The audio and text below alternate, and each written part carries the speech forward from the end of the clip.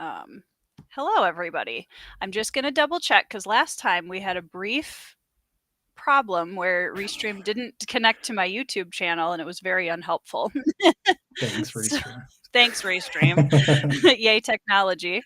So let me just really quickly. It says we're live. Awesome. And I'm seeing some comments, so I think we're good. Welcome, everyone, to episode 41 of Motley Crew Chat.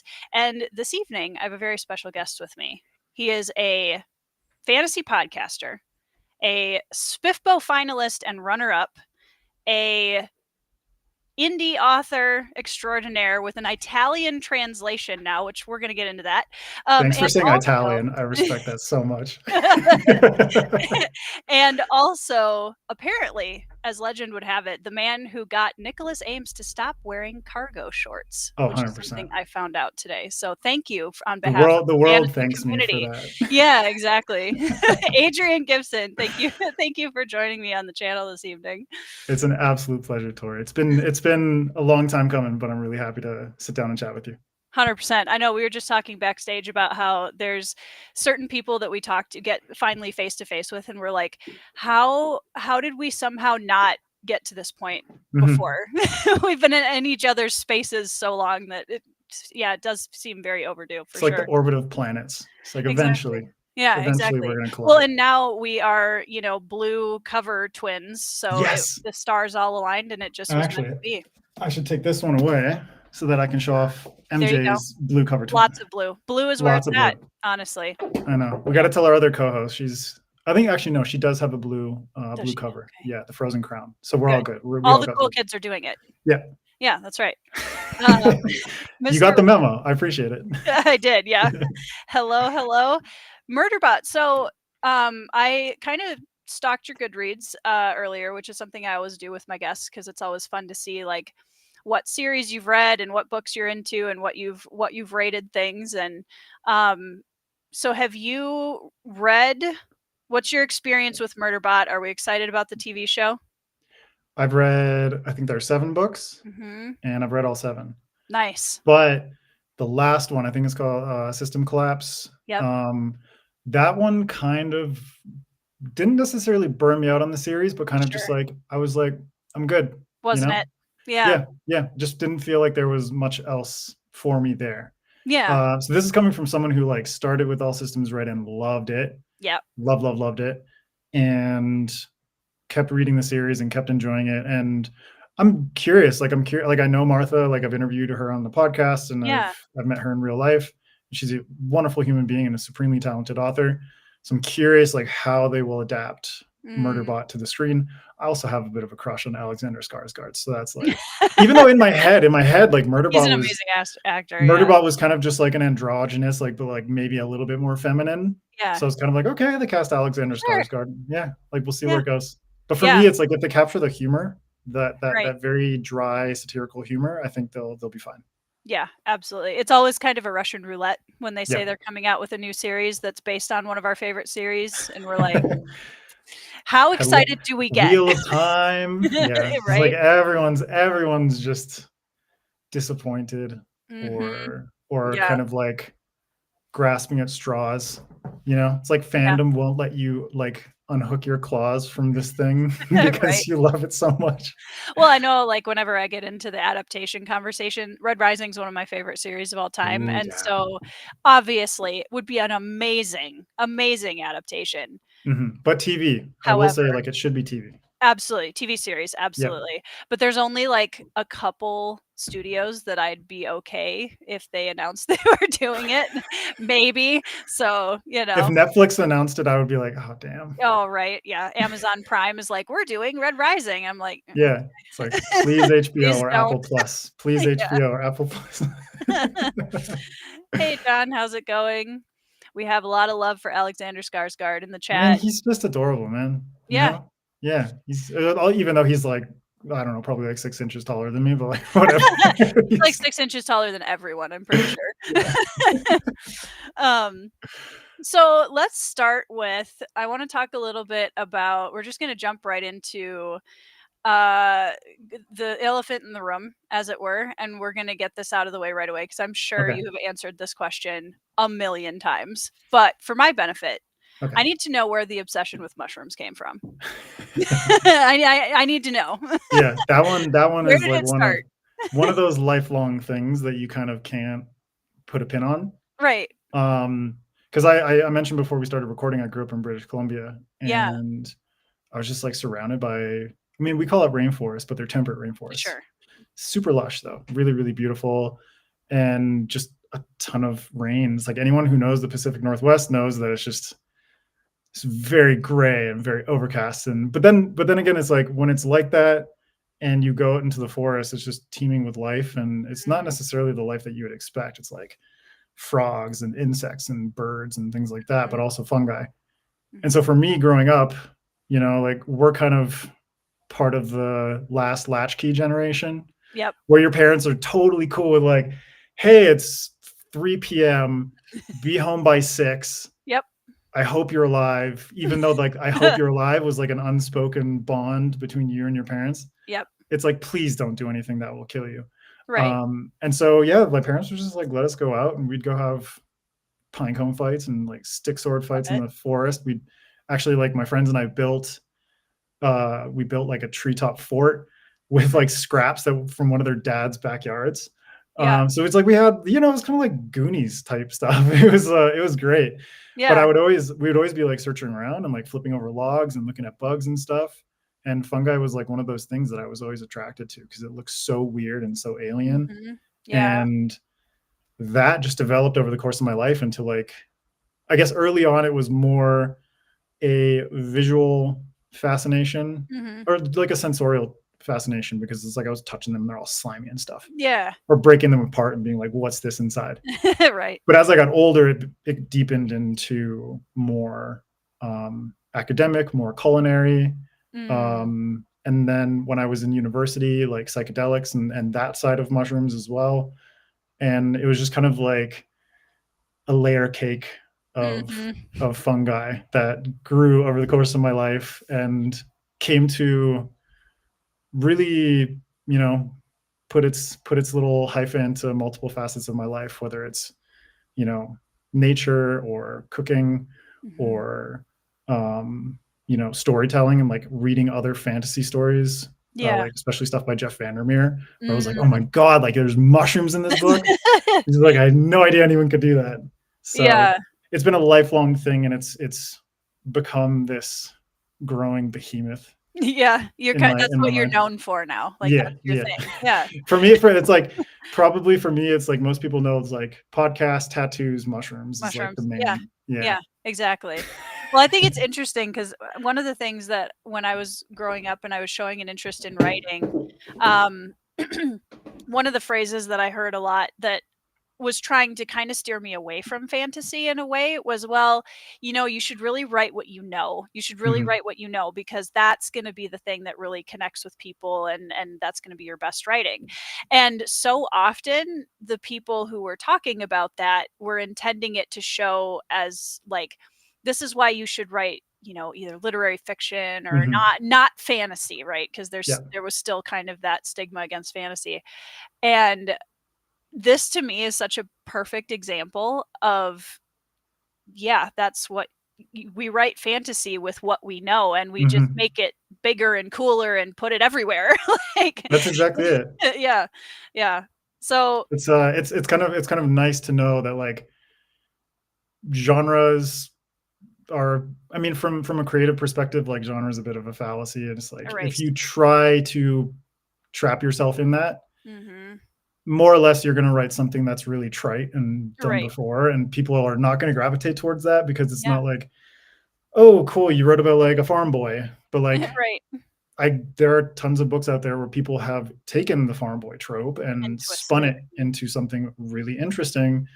Maybe bringing in like their own cultural heritage background or their personal fascinations and passions and hobbies or whatever.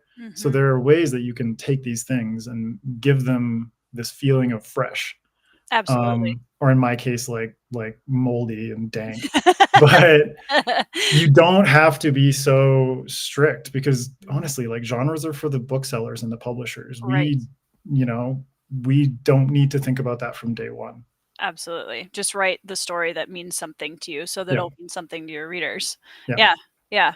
So Later on, you can figure out how to market it. exactly, which sometimes is harder than it sounds. Yes, yes. So what are some of the authors that you feel like have really twisted genre norms in a way that's interesting and fresh that you've read? I think from my perspective, like the OG is probably like Philip K. Dick. Because he was writing at a time, like he was writing during like the golden age of science fiction. Right. But so many of the other authors, I will say, like Ray Bradbury, Isaac Asimov, all these authors were doing really weird stuff for sure.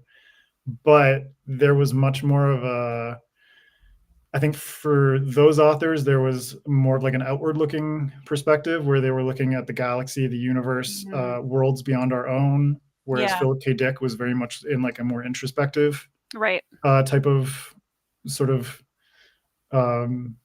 fractured part of the science fiction world, where he's like he was hanging out in this like little crevice, the crevice of the sci-fi world. the crevice of the sci-fi world, where he was looking at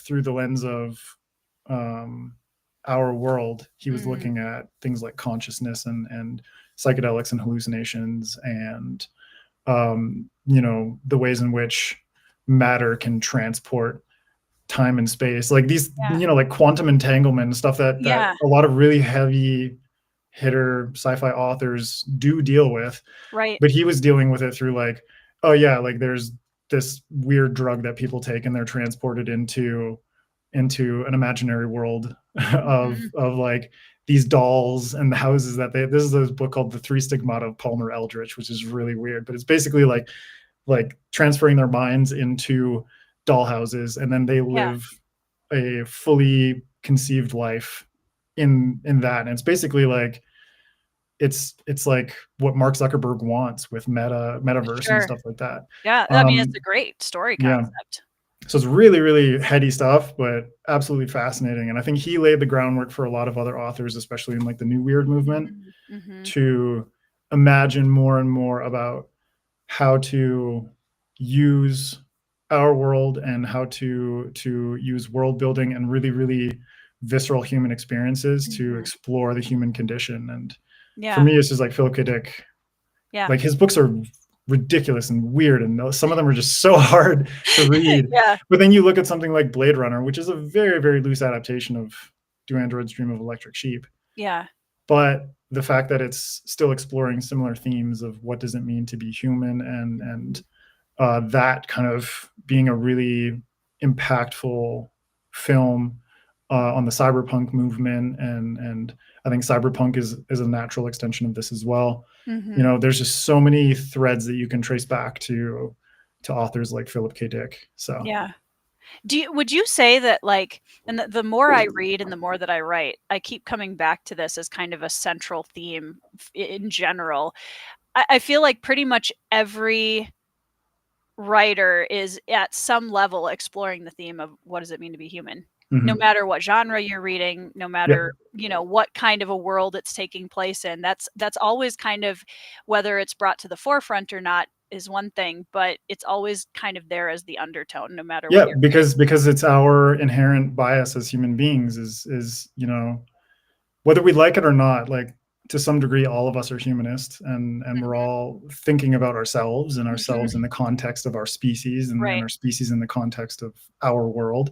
And we always put things in the quotes of our, even though like all the elephants are just like, yo, piss off, this is our world too, or like the dolphins in Douglas Adams' book, The Hitchhiker's Guide to the Galaxy. I don't think it was that one. I can't remember if it was that one or the next one, but the dolphins are basically just like, yo, we've been sentient the whole time. We're just going to leave. We just don't want to talk to you. We're going to leave before you guys like get obliterated. So the human condition in fiction is, from my perspective, like a really natural extension of just the fact that we are human. This is our perspective. We are socially and culturally and biologically conditioned to explore these these notions of who are we and what is our place here. And you see that in the foundations of religions all across the world. You see that in the foundations of storytelling throughout history. Oral storytelling is basically a way for us to interpret and make sense of the world around us. Right. And so the human condition is just a natural extension of that. Exactly. Yeah, totally agree. I actually have Marianne's another fan of Philip K. Dick. Yes, I have Do Androids Dream of Electric Sheep on my shelf. That's the only Philip K. Dick I own so far, because I tend to like drift away from more like meta style storytelling. Try his short stories. Okay. Yeah, because like did you ever see the movie The Minority Report? Yeah, long time ago. That's based on one of his short stories. Oh, So interesting. so it's like a lot of adaptations are based on his short stories, or A Scanner Darkly is based on a novella of his. The movie is just like super trippy, and Keanu Reeves is the main character. It's fantastic. Yeah. But I would say if you want to dip your toes a little bit more into Philip K. Dick's work, like his short stories are really good, and obviously it's like if this one doesn't necessarily click with you, the next one might. Yeah, so. Absolutely. Kayla's here. Hi, Kay. Hi, Kay. How you doing? She told me before we went live a little bit ago, I let her know that we were doing the chat tonight, and she was like, "Oh, Adrian's so much fun to talk to." So she was very excited. Oh, I adore Kay. She's amazing. She's amazing. Her and her quilts. Right? Hi, Marianne. Hello, Marianne. And Casey's here in the chat. Hi, Casey. Hi, Casey. Marianne says, A Scanner Darkly was my last read from him, and I enjoyed it very much. Awesome. We're just like, we're bonded now, Marianne. I love this. We've got a Philip K. Dick fan club here. I love it. Yes, we got this going. So I want to hear a little bit about kind of, because you made a comment earlier about, you know, being kind of in the book world for as long as you've been, and you've been meeting authors for a really long time. So was Mushroom Blues your first written book, or was this like you wrote some stuff, you got, you know, your trunk novels, there's some trunk novels in your past somewhere, or has Mushroom Blues kind of been the story that whole time? No, so I had, because before we were talking, I told you that I went to Worldcon in London in, I think it was 2013. That was when I was living in Berlin at that time, and it was kind of like I was experimenting. This was after I'd quit my job as a music journalist and before I started my career as a tattoo artist. So I was in this really weird like lull in my life. Great transition, by the way. I love both of those things. That's very interesting. And I was trying to figure out like what I wanted to do, and so my brother lives in the UK, one of my brothers, and so I was like, I'm gonna go visit him. He lives south of London, so I'm gonna go visit him, and then I'm gonna go to this convention because it's like I've always loved sci-fi and fantasy. Like, why not give it a try? Yeah. And so in that kind of period of my life, I was experimenting a lot. Like, it was just a lot of ideation, just a lot of that.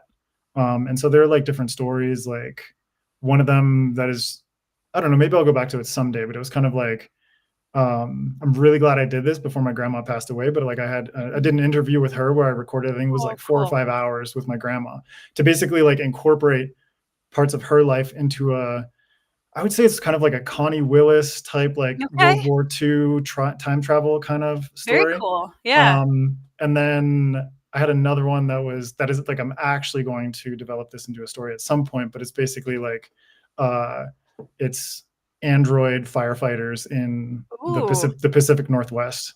So yeah, so it's like, I was just ideating a lot in those days.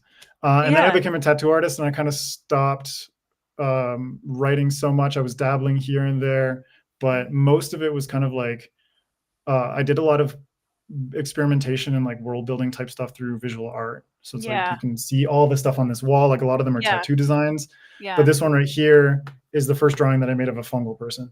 Love it. Like the first, like with the intention of this is going to be a story, but how the fungal people started is like, I read the Ambergris trilogy by Jeff Vandermeer. Okay. This was when I was still in Berlin. And then I went on a trip to Amsterdam.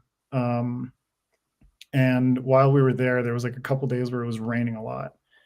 And so we were stuck inside and didn't really, it's like you can't like bike around Amsterdam and have a great time or Right. anything. Right. So what we did was we bought some edibles and holed up in this apartment and like listened to music and hung out and chatted. And I brought my sketchbook with me and I just started sketching like mushroom people tattoo designs. And that basically based on like how fascinated I was with the Ambergris trilogy and specifically this book called Finch. And so I drew these mushroom people, and then like my friends were like, "Oh, those are really trippy and weird." It was like people wearing like those early 1900s swimsuits, like the men's swimsuits where they have like stripes and they go from like the thigh and like up to straps and stuff like that. So it's like someone like that, but then they had like a mushroom head and super weird things along those lines. Yeah. Those were like the earliest iterations of like the fungal people that would eventually become the fungal people in Mushroom Blues, because I think at this point I've probably tattooed at least around like 20 to 25 people around the world with mushroom people tattoos. So it started out as tattoos. Yeah. And it just developed into early experiments in world building and what would eventually lead to me creating the fungal verse. Yeah. And that's like my shared universe that Mushroom Blues is a part of. Right. But it like the earliest iterations of it were super I would say aimless in a way. It was kind of like I developed the fungal people who would become the Japanese in Mushroom Blues, and kind of like developing like their society and drawing pictures of their architecture and all this different kind of stuff. But it got to a point where I'm just like, there's actually no story here. Like, what am I doing with this? Yeah. all vibes. All vibes. It was like so many vibes. It was unbelievable.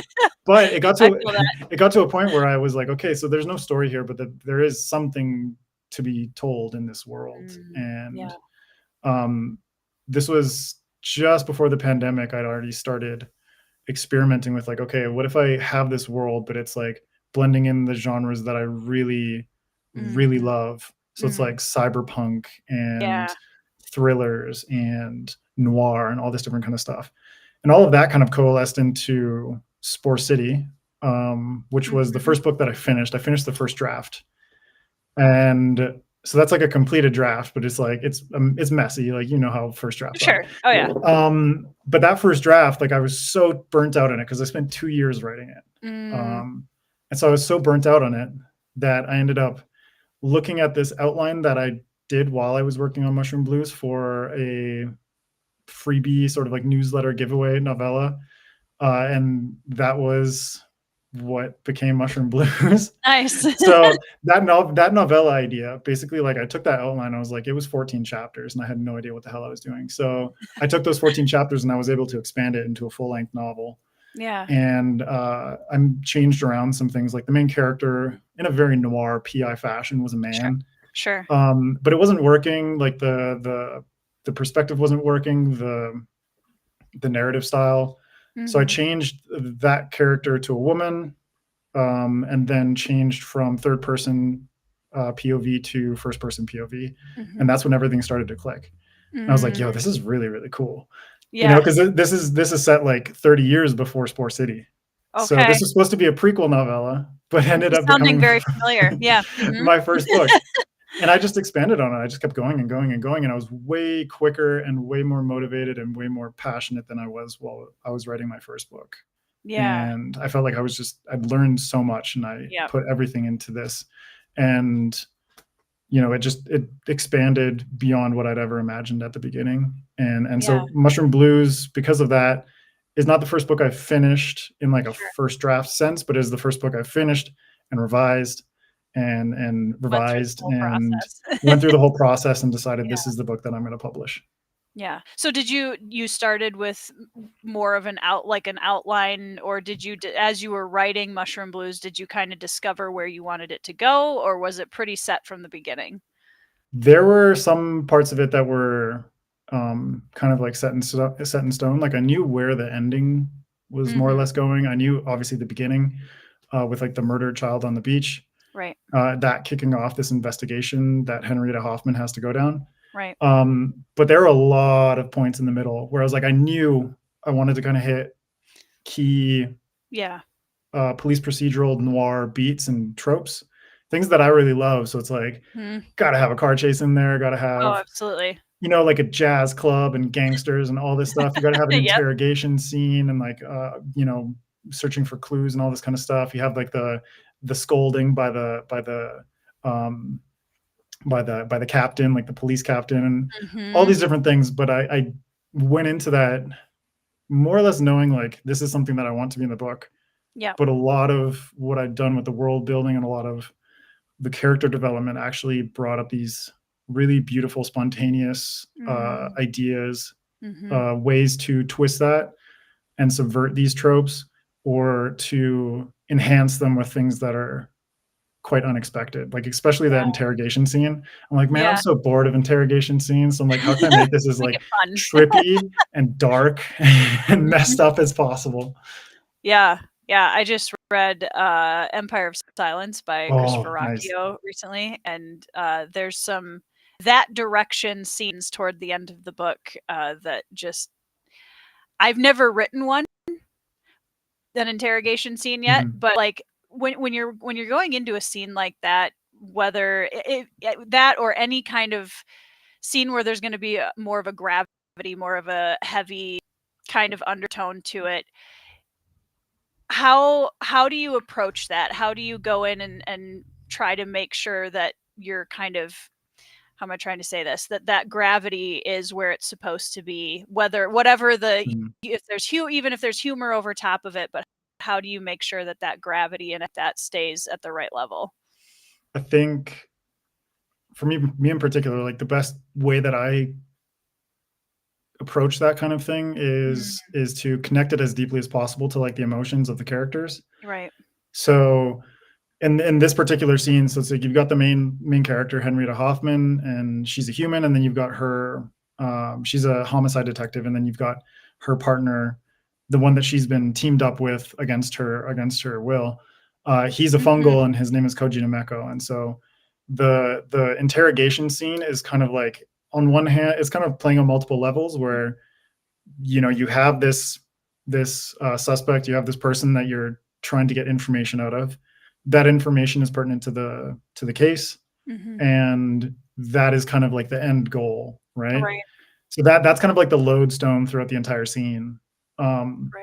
But at the same time, like I use this particular interrogation scene to show off the biology and like the fungal powers of the fungal people through Koji, and how that sort of plays out in like a really psychedelic way. At the same, and really disturbing, and at the same time, that being a catalyst for the relationship, the developing friendship between Henrietta and Koji Right. to reach a different level. And so I think it's like, yes, it's like you have this kind of this lodestone, this base purpose of this entire scene, but then you can layer that and make Right. it more impactful. And if it's a character driven story, then it's perfect, because character driven stories give you a dual layer of purpose in every single scene. Right. So no Absolutely. matter what the purpose of that scene is, if it's a character driven story, you can give that scene more weight and more emotional impact if you allow it to kind of, you know, seep into the development of that character and sort of like the end goal arc that you have in mind for them. And so for me, like the developing friendship between these two characters was really important for the entire book. Right. This was kind of like one of the pinnacle scenes for them Sure. and their Yeah. relationship. Yeah. Yeah. So I So think like adding not adding too much weight, like not making the scene right. bloated, Overburdened. but Right. giving it like multiple key purposes. Right. Yeah. No, I think that absolutely makes sense. And I was kind of wondering, because you had mentioned earlier that it originated as like that third person, and then you switched to first person. That's when things really clicked. I Yeah. found it was really interesting because Cold Silver was my first first person Mhm. narrative as, and I found, first of all, that it has to be the right character. Like, you have to, as soon as you find a character that has that kind of strong narrative voice, it flows a lot easier. Mhm. But also it was very fascinating to me, the difference in how I was describing the world and Yeah. everything, because suddenly, instead of having this third person author narrative, Mhm. everything is viewed through the lens of a single character, which can be limiting, but not necessarily in a bad way. So I was Mhm. wondering for you, like when you made that shift, what were some of the things you noticed changed the most from your writing style or the character standpoint when you shifted from third to first?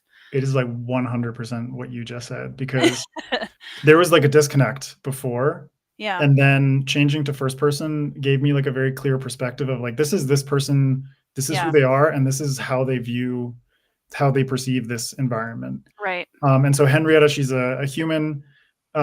She's of this Caprinian nationality, which is a nation of humans who've invaded the fungal nation of Hapon and occupied their country. Mhm. And specifically, the story takes place in the capital city of Neokanoko. Mhm. And so Neokanoko is under occupation. The colonizers colonizing the colonizers. Kind Mhm. of playing on that with the Mhm. whole fungi aspect. But Yeah. the Japanese are fungal people, and then their colonizers are human. And so from Henrietta's perspective, it's like she is an unlikable character. Mhm. And I did that on purpose because I wanted to put people in the shoes of someone who was antagonistic to the very environment that she was Sure. inhabiting. Yeah. But also like the people, like the fungal people that were inhabiting. So she's mycophobic, she's racist, she's discriminatory, but these are kinds of things that have been at least like the racism and the discrimination have been culturally imbued Right. upon her and pretty much like all Yeah. of her fellow country people. It's like, Right. the ways in which media and propaganda Mhm. sell a nation on an idea or a conception of who someone else is. Mhm. That's like a huge part of this. And so Yeah. a lot of the story is basically Henrietta breaking her Her own. preconceived notions of what is truth, Yeah. and what is the truth that has been propagandized to her versus what is the truth that she's experiencing and can Right. realistically determine for herself.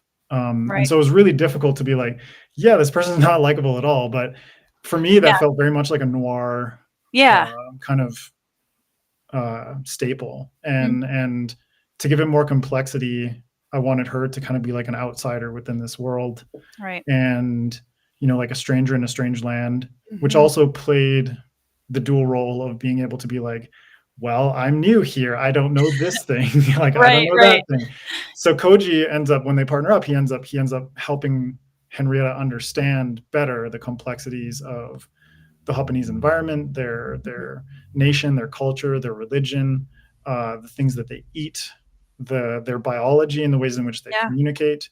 And so it was really, for me, it was kind of like, instead of just dropping someone into this world and not giving them any flotation device to kind Yeah. of hold on to and be like, well, I don't understand this, like I don't understand that, I don't, just creating general confusion, Yeah. which a lot of people may experience in like really intense, dense fantasy series like Malazan, for 100%. instance.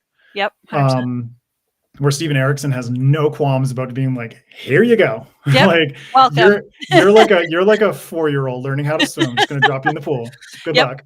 Yep. So I wanted at least like a little bit of handholds Yeah. with Henrietta, and she's kind of coming at it from an antagonistic Right. perspective, which creates more tension and more discomfort, and kind of manipulating people's levels of comfort and discomfort in this book was really important for me, because that Yeah. helped to enhance the mood, it helped to enhance the atmosphere. Right. And so there's a lot that I could play with on that level, and first person was perfect for that. Absolutely. Well, and I think it immediately engages the reader as Yep. part of the story too. Yep. And it Which makes them, honestly, like it makes them confront like their own beliefs. If it's like, Right. oh, you're putting me in the head of a racist, Yeah. I don't like that. right? No, Yeah. 100% they don't. Yeah. It's really jarring for a lot of people. But I think, Yeah. like we recently talked with Joe Abercrombie on the podcast, and it's like, Yeah. That was such you a good look episode. at so many of his characters. Like, Mhm. you look at someone like Glockta. Like, Glockta is Mhm. despicable, but for Mhm. some reason he just ends up becoming this like really key character in the First Law Right. trilogy, and someone that you can latch onto despite you disagreeing with so many of the choices that he makes. There's like Mhm. something about it. and he writes really well in first person in that sense. Absolutely. Yep.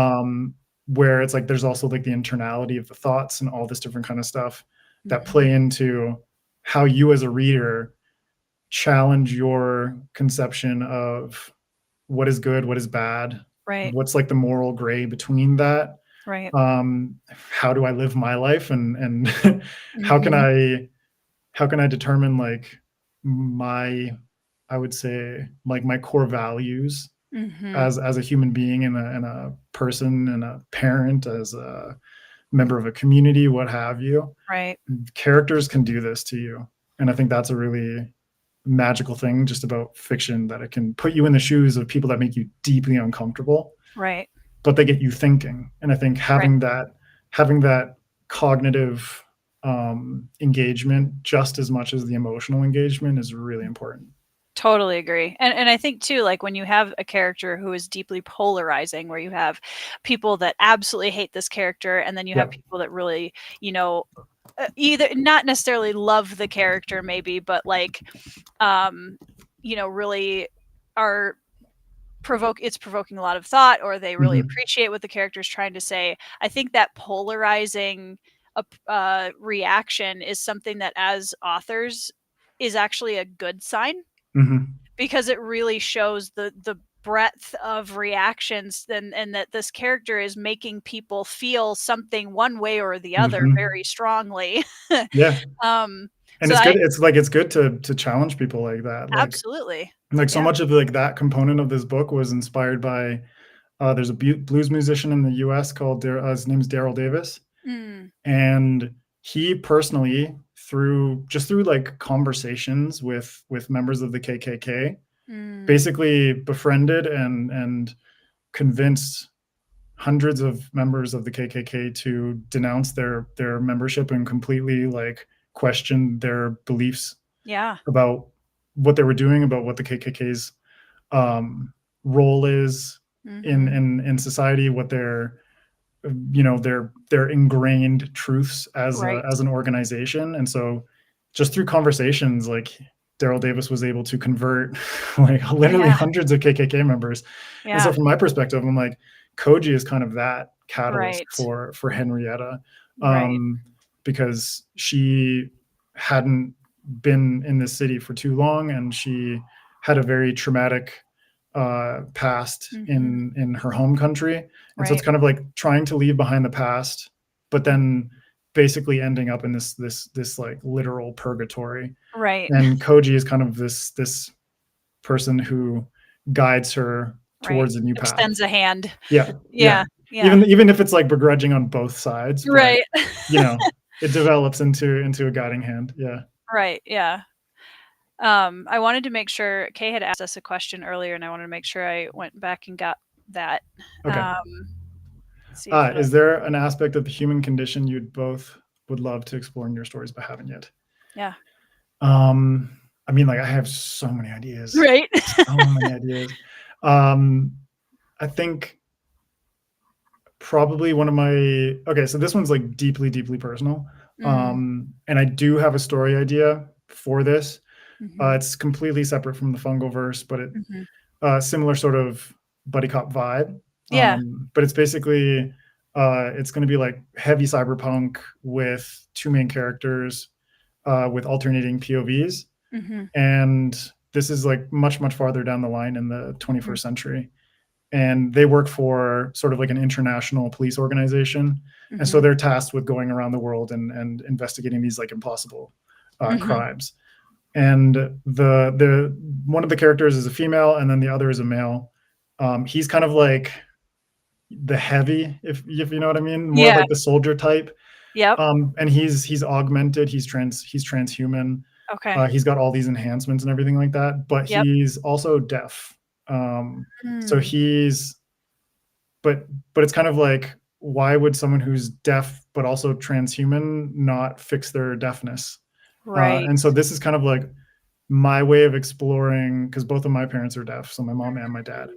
It's kind of like I want to, at some point through fiction, explore what it means to be deaf and explore how it feels, how it part of your life to the point where there Right. becomes a deep sense of community and pride Yeah. that goes along with that disability. And Yeah. so this character, even though he's transhuman, he's like augmented in all these different ways. He has But not been deaf that. since he was a child and chooses to remain deaf. So that's something that Yeah. I'm going to do down the line. I love that idea. I think that sounds like, and again, this goes with all the conversations I ever had with people. They were like, no, no, no, you got to write what you know. That sounds amazing. I love that idea. And I think that that's such a powerful like way to utilize your experience and the experience of people Mhm. you love, that to, you know, make, again, like you said, make people think a little bit. Wait a second. Yep. I've never really thought about that. Why would you not do that? You know? Yeah. Yeah, and it's really I cool love because that. I've seen deafness come up in media quite a bit actually Mhm. in like Yeah. the last decade or so. There's like Yeah. specific movies that Mhm. are all about deafness. One called CODA, which Mm. stands for Child of a Deaf Adult. Mm. And then there's another one called The Tribe, which is like wild. It's basically like a deaf school in Eastern Europe. Yeah. It's like really, really intense. But then also Okay. it's like I was watching this show called Only Murders in the Building, Mm. if you've heard of that. And it's kind I've of like heard a the title of it. Yeah. yeah, it's basically like a satirical cozy mystery Mhm. set in New York with Steve Martin and Martin Short That's that. Yep. and Selena Selena Gomez. Gomez. Yeah. Mhm. So one of the characters in that show is deaf, and like that is probably one of the best on-screen depictions of deafness that I've ever seen because Okay. they also utilize the lack of sound or very, very subtle sound Mm. design in order to augment like the actual experience of That's awesome. this character and their lived experience. So it's Yeah. amazing just to see like all the different ways in which deafness is coming up. Yeah. Fiction is a little bit harder because you can't show signs Right. on the page, but you Right. can allude to it and it kind of, you know, there are ways in which it works. And I think like you can describe some signs in the Mhm. ways that like the fingers are shaped or moving or what have you. Right. But it's another one of those things. It's like if you have a secondary language in a story, it doesn't have to be like the entire thing. It's like you can Right. pinpoint like specific moments and then people can kind of fill in the rest. Right. Yeah. Totally agree. I would say my answer to this would probably be a little bit more personal too. I and coming up in one of my next couple of books actually, having been a mother who has been through a miscarriage, that's something that I want to. It's kind of one of those things where you have to be ready to talk about it in fiction Yeah. too. Yeah, but also like readers have to be ready Readers have to at be the same right, time. Yeah. right. So, yeah, I do plan on exploring that in one of my next books, and I'm actually looking forward to it is the wrong way to say it, but, like, I You're think ready. it's yeah, I'm ready, and I think it's gonna be Yeah. very cathartic, and I know that I hope that me writing it the way that I wanna write it in fiction is, you know, I'm sure, like, for you too, is gonna be, helpful to a lot of Mhm. readers and on whatever level, so I agree. yeah, Thanks, that would be Kay. my answer. Yeah, thank you, Kay, that was a great question. We love you, you're awesome. Yeah, Um, let's see. Pete, hey, Pete. I'm catching up, make sure I didn't miss it's all any. good. I see some familiar faces in the chat, so Yep. Um, also this my SPFBO X yes, partner in Jamie. crime, Jail Odom is here. Shout out Jamie. Um, let's see. By the way, Jamie, I hope you're working on book 3 because I need it yesterday.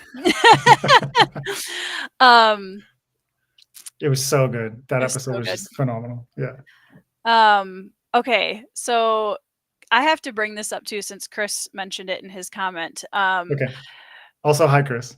Hey, Chris. Um, the one of the coolest, so authors are always trying to promote their books in unique ways, right? But yours has to be one of the hands down most unique book promotions I have ever seen in the industry, and I love it so much. Literally growing mushrooms and mold out of your own book. I mean, that's And then eating it. Yeah. Yeah, like that kinda takes the cake, I'm not gonna lie. That was impressive. Well, I mean, like, it's not an original thing, like, there's definitely a history of people growing mushrooms on their books, but Really? yeah. That's a thing? Yeah, there's one author, he's nonfiction, he's actually a mycologist, his name is, Merlin Sheldrake, Okay. um, and his brother Cosmo Sheldrake, like, they have, like, the craziest That's names because their amazing dad name, was, like, a yeah. hippie biologist, Love it. but, Cosmo's an amazing musician, and then Merlin is a mycologist, and he wrote a book called Entangled Life, which is really, really good if you Okay. want, like, I would say, like, a more, um, straightforward introduction to the world of mushrooms. Okay. So it's a fantastic book, and he grew mushrooms on that. I've seen like tons and tons of. There's like someone grew a copy.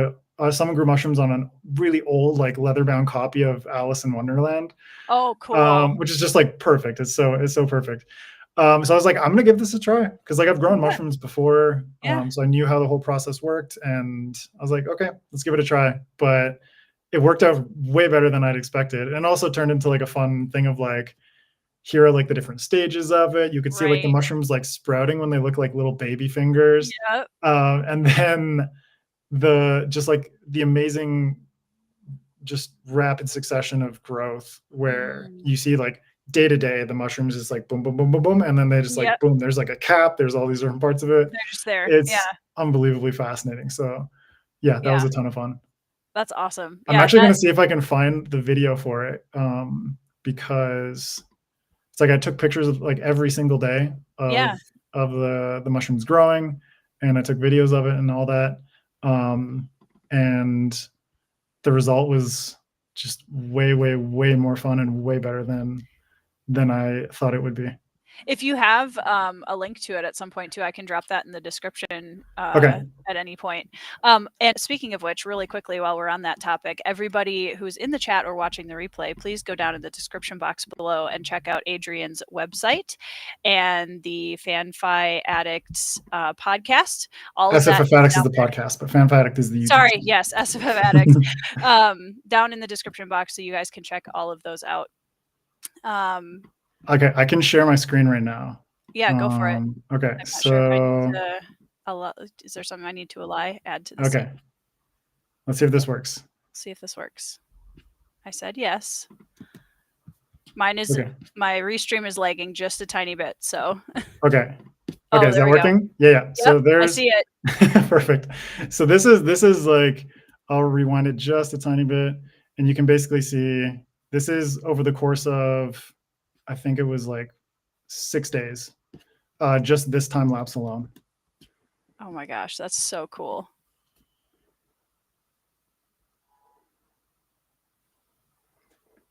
And is that like day increments? Yeah. No, it's like, it's probably, I think it's like morning and night is oh more or less how I wow, do that it. fast. Yeah. That's so cool. So yeah, that's me growing mushrooms on my book, and then I made a video of like me eating them, and then I cut them. I basically just like cut them off and cooked them with a meal. I love it. That's so cool. So you're eating your own book in a way. Yeah. I'm eating my own words. There you go. Perfect.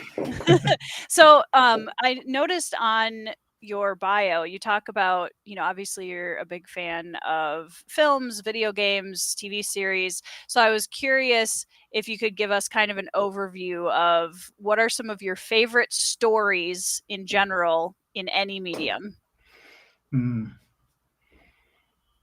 That's super tricky. I'm giving you too many options right now. Too many options. Okay, I will just point to like one video game series that I really love, which is Mass Effect. Okay. Because that first game was that was like me in, I don't know, I think I was in like early high school. Yep. And just like completely on board with the hype and everything like that. Yep. And that game lived up to like everything that I wanted. And Mass Effect 2, I played that the summer after my first year at university, and that was basically just like my entire summer was working with a friend of mine painting houses and playing Mass Effect 2. Sounds like a great summer. But that series, like Mass Effect 3, it's like, you know, the ending wasn't necessarily perfect, but I think it was still really epic in the ways that space opera can be. But that really changed my perspectives on storytelling within the video game medium. And there's so much that I've learned from video games and applying certain lessons into my fiction, especially when it comes to things like scope and scale and visualizing an environment, and what aspects of an environment are worth focusing on. Video games do that just for the sake of CPU memory and GPU memory, but it's kind of like an unintentional lesson of the restrictions of technology. But it is really important for storytelling to be like, I'm going to describe this environment to you, but what is actually worth describing to you, and what is pertinent to the story, and what is just, you know, info dumping and filler and crap that people don't necessarily need. Exactly. Yeah. So I think that story, also just the ways in which it handled relationships with all of your crew members, and the dedication that it paid to side characters, was like, yeah, like side characters are really important too. It doesn't have to just be like Commander Shepard. You can give Garrus like this incredible storyline. I think his was really good, but there was what was the name of? I think it was I'm usually a side character fan in every Rex. Rex is who I was thinking of. Rex's side storyline was so good too. So there's like a bunch of side characters in that story where it was like, yeah, like side characters have a life, they have a history, they have all of these things that influence them up until the point in which they become a part of this story. But you can't discount all the stuff that came in the past. So like Koji, for instance, is one of those characters. Like, even though he is a side character in Mushroom Blues, I know so much about him. Like he has such a full, rich life, and you know, he becomes a POV character in future books and in other series within the Fungalverse. Oh, awesome. Okay. And so it's like, I love Koji. I've seen a lot of people ask about that. Yeah, Koji's kind of like I don't know. Every book has like their fan favorites. Yep. The Sevros and the Glockdas. Exactly. So my friend Caden Love, he always says Koji Stan. I'm like, thank you, buddy. Yep. I can completely understand that. Yeah. So you kind of touched on that just now, so let's go there. What's your vision? What's your big, 10,000 foot vision for the Fungalverse? I'm just going to answer Ryan's question real quick. These are all my drawings and sketches. Yes. A lot of them are tattoo designs. Talent for the rest of us. Come on now. But the Fungalverse is like I told you how it started, but for now it's kind of like I have 4 books planned for the Hoffman Report, so Mushroom Blues and 3 more. Okay. That's like more or less like I have an idea of like where it's going. And then I'm also doing side stuff in the middle of that. So like right now I'm working on a novella that's set between Mushroom Blues and book 2. About a disgraced sushi chef. Okay. So it's kind of like my love letter to Anthony Bourdain. Okay. I heard you talk about him in one of the episodes. Yeah. So there's kind of the ability for me to like mix and match, and then also like, write some short stories here and there. But then the Hoffman Report is just one series within the entire Fungalverse. Right. So my plan is to have the Hoffman Report, and then at this point I'm leaning more towards like finishing that.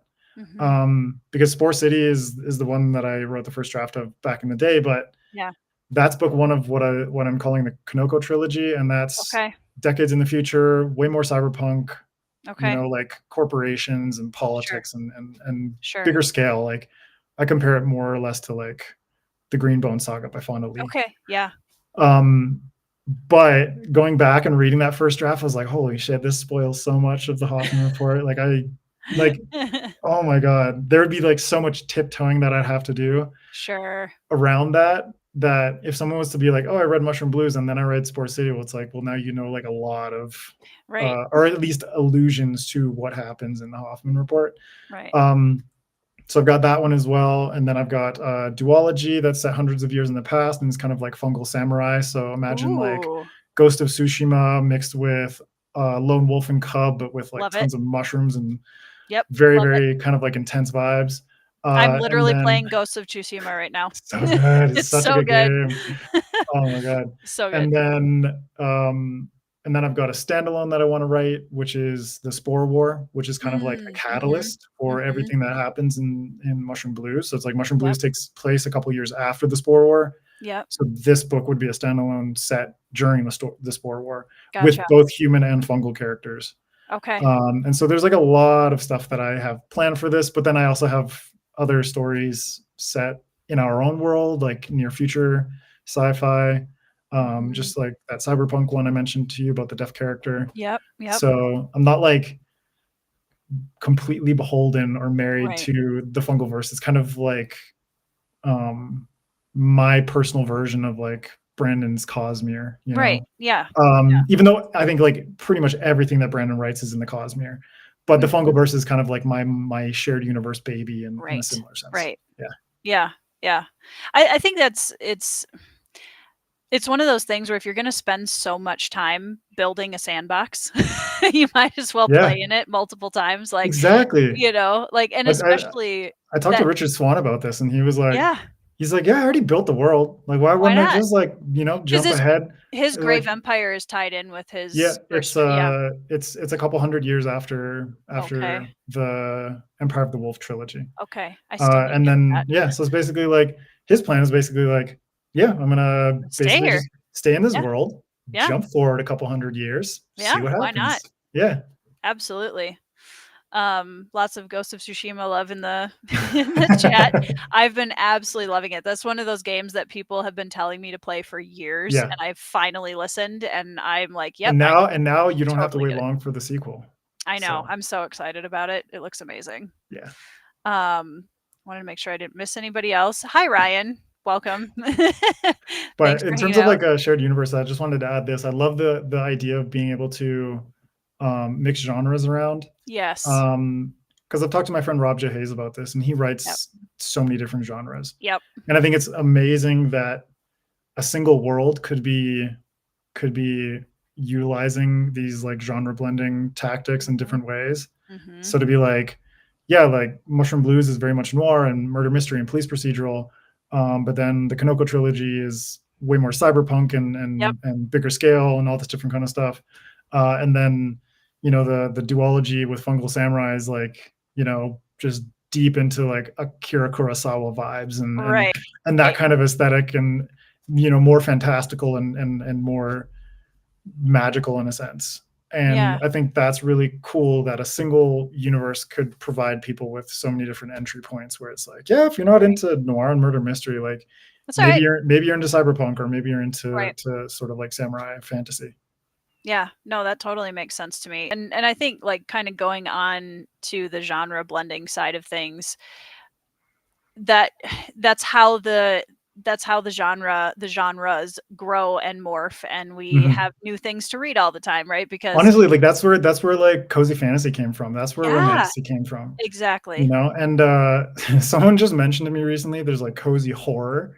And I was like, Yes. that's a thing. And I was Yeah. just blown away by it. But it makes sense because Right. there people want to write these things for themselves and self-publishing is a really good place for that kind of Absolutely. experimentation.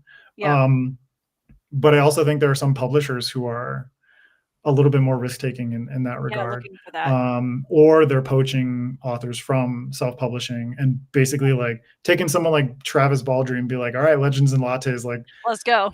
let's take this to the stratosphere. And then Right. the year following Legends and Lattes was like, holy crap, there's so much cozy So much fantasy. cozy fantasy. Yeah. Yeah. Oh, So absolutely. yeah, like Trad does a real good job of milking those genres and those genre blends. They do. So outside of SFF, what is your like what genres do you incorporate into your reading besides those? Sorry, Chris just said cozy punk. There's definitely cozy Oh, punk is going to be a thing. 100%. Yeah. There's everything punk. Everything. Everything punk, fungal Everything punk. punk, Yeah, that's all of right. it. Frost punk. Um, no, my reading is like all over the place I love it. because if I delve too long, like recently, just because of the podcast and kind of Mhm. like obligations on that Yeah. part. I've been like, I've just read so much epic fantasy, and I'm like, I'm Yeah. kind of burnt Burned out on out. it, Yep. super burned out on it. And so for me, is always try to have a mix. So it's like Mhm. sci-fi, mysteries, thrillers, Mhm. fantasy, different types of fantasy, different types of Mhm. sci-fi, but also like nonfiction here and Yeah. there when I can, whether Yeah. it's about like, like biology or archaeology and anthropology and things along those lines. Mhm. But then I always try to mix in comics as well. So I have like Yep. a different, um, comics feel like such a distinct medium in No, comparison yeah. to fiction. Yeah. And then video games too. So it's kind of like Well, adding that combining, visual element yeah, help changes just everything. taking all these different mediums and playing around with like the genres that I'm enjoying at that particular time. So like comics are really good for me because it's like I started out when I was younger writing fan comics. Mhm. Like I never did fan fiction, but I did fan comics, Yeah. and that's always been a medium that I really love. And my Yeah. dream at some point is to like collaborate with a comic artist and do some Mm. Fungalverse comic books as well, Yeah. because I think it would just work so well. Yeah. Whether that's like self-published, crowd-funded or Right. Kickstarter or something like that, or I think it's a lot more difficult to get into the comic book world, like on the traditionally published comic book Yeah. side of things. Yeah. So, Kickstarter might be a good option for it. Yeah. So I just try to keep it as diverse as possible so that I don't get burnt out on any one thing. Yeah. But then life just kind of like drives you down these certain roads, and you're like, well, I've just read way too much epic fantasy lately, Right. and I'm good. Like I don't think I want anything else like that Yeah. right Yep. Well, I now. think it changed. Like I talked about this on my channel recently, where I've started getting into mystery thriller a little bit more this year, Yeah. and I'm very new to it. But that newness of discovering a genre where I don't have preconceived notions of Yeah. tropes and I don't have a familiarity, I found that I'm enjoying the reads. Just I'm not like critiquing them as much as I'm Mhm. reading them. 'Cause you're experiencing it in such, like, a I nubile don't know. way. Yeah, Yeah, it's just, yeah. "Oh, this is a You do I like oh, the that story or like, not?" that's a thing? Like, that's something they do in Yeah, thrillers? I Yeah, guess so, I don't know. I love that. Yeah, and that was such a fun, like, refresh for me this year, and it actually has made me enjoy the fantasy I've gone back to Mhm. after that.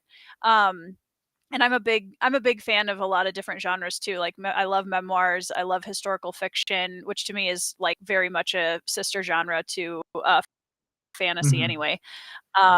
But I've been trying to expand even a little bit more this last couple of years because I think as a reader that's important, but I think as a writer it's even more important Yeah, to really inspire yourself through a wide variety of genres.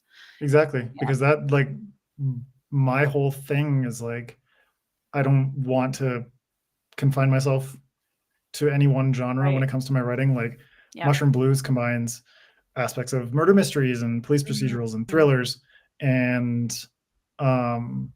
there's even elements of fantasy in there. There's Mhm. new weird and all this different kind of stuff. So Yeah. it's like there's so much that's like thrown in there. Yeah. But I think from a writer perspective, it's all about kind of giving your book like an internal hierarchy of like Right. what's like the foundational genre that's going on Right. here, Right. and what are the ones that you can kind of um, add to the stratigraphy of this story and Mhm. in such a way that it's like this foundational one is never missing. It's Mhm. never out of Right. sight of the reader, and Right. the other ones are just kind of like added layers to it. So Right. it's like Mushroom Blues has a lot of like body horror as well, Yeah. Oh because my like I gosh, the love scores, you've love body scarred horror. me for life, Adrian. The scores, I can't. Oh my god. Like, I love Oh my I love gosh. the body horror stuff because it's like I love The Oh, Last of Us. I love like the Alien movies sure. and the ways in Yeah. which that plays with body horror. So it's just like Brian those and are those are things I have, and I adore the Horizon series. I that was a played both cool Zero Dawn genre. and Forbidden West. Yeah. Yeah. The Horizon series is a perfect like genre blend video Yeah, game. absolutely. Because it's like foundationally Horizon is an epic fantasy, Mhm. but there's so much that they've added on top of it, but they never Right. lose sight of the fact that it's an epic fantasy. Right. Even though it's like post-apocalyptic, you know, technological apocalypse, all this kind of stuff, Yeah. they never lose sight of the fact that like this is an epic fantasy story. with robot dinosaurs and Right, whatever else they've got going on, right? Yeah. So it is really cool to be able to read different genres. Like right now I'm reading Ruth Ware. Yeah, I saw that. She's a fantastic author, and her books are the reason I hired my audiobook narrator, Imogen Church, is because of her narration for Ruth's books. Oh, cool. So I listened to her narration. I was like, this is Henrietta in my head. This is crazy. Yeah. And so I reached out to Imogen, and she got back to me and was like so on board. She was like, mushrooms, fungi, all caps, like exclamation points. And we ended up having like an incredible just rapport right off the bat, to the point where it's like I went to Glasgow Worldcon last year, but I stopped in London first. And she lives just north of London. So she came down and we had brunch together, and then I tattooed her. Nice. So she got a mushroom tattoo from me. And it was just like a beautiful experience. And that's because like I've stepped outside of my genre and was like, yes, I want to get a narrator for my weird fungal noir book. Yeah. But it doesn't necessarily have to be me searching through fantasy books or science fiction books for my narrator. It's like there's so much in this book that has thriller elements to it. Let me explore there and see what's possible. And that ended up getting me in touch with Imogen. So I think it is really good to step outside of your comfort zone. And as a writer, it's like, you can find like all kinds of new tricks and amazing things that you can implement into your work. Yeah. Well, and I think too that collaborative side of storytelling for me is one of my favorite parts, because as a writer, we're so isolated with our story for so long, and then getting to work with an artist to bring it visually to life and hear the audiobook narrator and seeing like that experience. It becomes a team of people telling the story, and that's just such a there's nothing like it. And there's something so trippy about audiobooks where it's like there's only so every reader is going to read your book in a different way. But I think there's like a certain limit to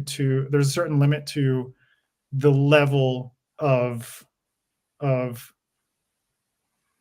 would I say this? The level of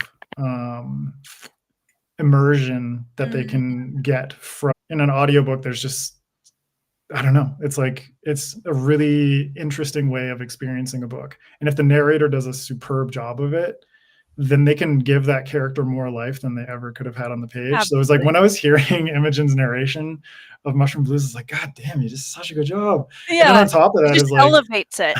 Elevated the whole thing. And on top of that, it's like one of my friends here in Quito is a sound engineer. So he did all the audio production on the audiobook. Cool. But one of my requests from the beginning was like at the beginning of every chapter, there's like 20-second snippet of music from the soundtrack from Mushroom Blues. So I had two of my friends over in Sweden. I commissioned a soundtrack with them because they're both producers and DJs. And so they made original music for the book, which I've been using in like all the promotion and marketing and stuff like that. Yeah. And then that music was able to be incorporated directly into the audiobook at the beginning of every chapter, which adds to the atmosphere, it adds to the tone and all of it. So yeah. It's such there's so many thrilling aspects of once you actually have the book finished, like seeing the first paperback or first physical copy of it for the first time, and then moving on and like hearing. So I don't have any, and I've said this before on my channel, people are probably sick of hearing me say this, but I don't have any auditory input when I read. None. Like I visualize everything, but I do not imagine what things sound like. It's completely silent for me. And so that was an experience where after having written the Bloodstones, like I had never imagined what the character voices would sound like. It was all vibes, right? And when Andrew Meredith sent me, because he did my audio narration, he sent me, my main character's voice for the first time, and I heard, and I got really emotional because I was like, I've never imagined what he sounded like, and there he is. Like it was just such a amazing, like what a gift, honestly, as a writer. To get to have that experience. Yeah, it was very, very cool. So it's kind of like anyone who like has lost a sense and like somehow it comes back, Yeah. I think it's crazy the way like human experiences are so subjective, and I know a lot of people, like readers and authors, who are kind of in that, like you said, it's like you can't imagine the auditory sort of experience of your book. Right. But I know a lot of people are just like, they're reading a book and they just like, they don't imagine anything at all. Yeah, I You know what I can't mean? I don't know So how that would work. yeah, it's like you're reading it and it's just like super literal. You know what I mean? Yeah, yep. So it is amazing the ways in which humans differ so much, and that changes Yeah. the fundamental nature of their experience with your piece Right. of fiction, with your, product. Right. And Absolutely. it's like no two people are going to have the same experience with this, which is Yeah. one of the scariest things about being a writer and one of the most amazing things about it. Because it's like, yeah, I mean, like you go to Goodreads and it's like a hot mess, and Always. some people are just like 1 star, like stop reading at the first chapter, and I'm like, you don't even know what the rest of the book about, so like how Yeah, can you give it a 1 right, star? Versus right, others who are right. just like really connect with it on a deep, deep, deep level, and give it Yeah. a like top rating, which is amazing. That Right. nothing's going to work for everybody, but Mhm. if you write what you feel is true to you, then some reader somewhere is going to It's connect gonna with it on a connect. similar level. Absolutely. Well, and that's why I always tell newer writers, like, write for yourself first. Yeah. Tell the story that's deep in there, because that's what has the best chance of connecting with people on Mhm. a deeper level. Like, we can always chase trends, and we can always but if that the story has to connect with you Yeah. first. I loved Fonda Lee when I was talking with her last year.